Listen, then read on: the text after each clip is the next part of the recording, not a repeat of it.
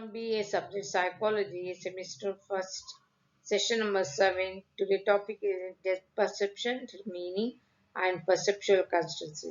Here, the ability to view the world in three dimensions and to perceive distance, a skill known as a depth perception, is due to largely to the fact that we have two eyes.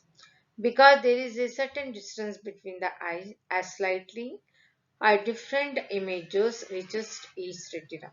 The brain integrates the two images onto the one view, but it is also recognized the differences in images and uses this difference to estimate the distance of an object from us.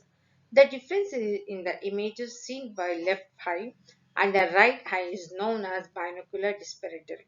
To get a science binocular disparator, you hold a pencil at arm's length and look at the first with one eye and then with the others. There is a little difference the two views relative to the background. Now bring the pencil just 6 inches away from your face and try the same thing. This time you will perceive a great differences between two views. The fact that the discrepancy between the images into two eyes is varies according to distance of objects that we view provides us with a means of determining the distance. If we view two objects and one considerably closer to us than the other is, the retinal disparity will relatively large and we will have a greater sense of depth between the two. However, if the two objects are similar, distance from us, the retinal disparity will minor and we will perceive them as being similar distant from us. Perceptual constancy is one of the impressive capacities of our perceptual process is our ability to maintain a stable representation of objects despite the changes in the stimulations of sensory receptors. This quality allows us to perceive the object without any changes in its characteristic even under different conditions. Perceptual constancy is the tendency of a perception of objects to remain relatively unchanged in spite of the changes in raw sensations. The fact is that the cause of our experiencing our object. We have ample opportunities for observing it under different illuminations. Therefore, its perceptions become a habit. Generally, this perceptual constancy takes place because of our past experience and knowledge about the object concerned. Perceptual constancy allows us to adjust our interpretations of objects automatically and easily. For example, a person viewed from many different angles is still perceived as the same person. We come across these different types of perceptual constancies. The phenomena in which the physical objects are perceived as unvarying and the consistent despite changes in their appearance in the physical environment. In some cases, though our applications of perceptual constancy can mislead us. One good example of this involves the rising moon. When the moon first appears the night close to the horizon, it seems to the view much larger than when it is eye the sky later in the evening. Perceptual constancy is a size constancy, shape constancy, brightness constancy, color constancy, and locations constancy. Size constancy we have a tendency to continue to see an object as having a constant size regardless of the differences in the size of retinal image.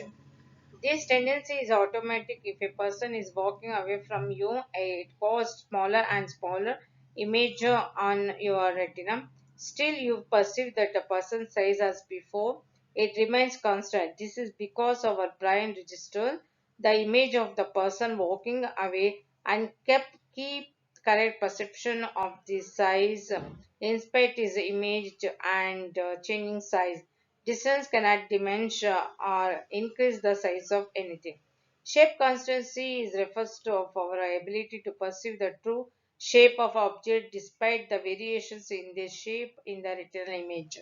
For example, circle trip away from your project and elliptical image onto your retina, yet your retina circle accurately in your perception. Brightness, constancy, and object appear to be more or less same in a brightness in spec changes in lighting or illuminations. A piece of white paper does not change in a pursuit of brightness when it is moved from the poorly lit room into the very bright lit room. Even though the intensity of the light reaching the eye does not change considerably. Another example is that is shown in see the white even on a cloudy day.